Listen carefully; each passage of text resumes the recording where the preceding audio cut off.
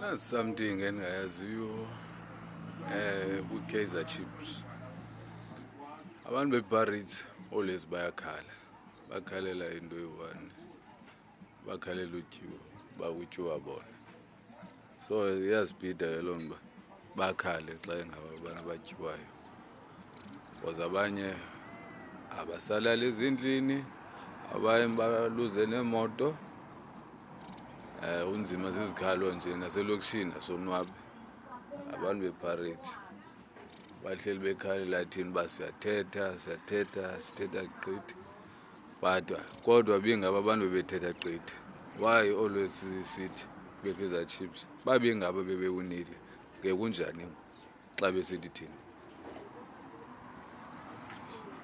We always sohlala sinje singamakhosi for life, sibe siwina as amakhosi. Sohlala siyiKaizer Chiefs sihleli nje siyawina kwiimetshi zethu.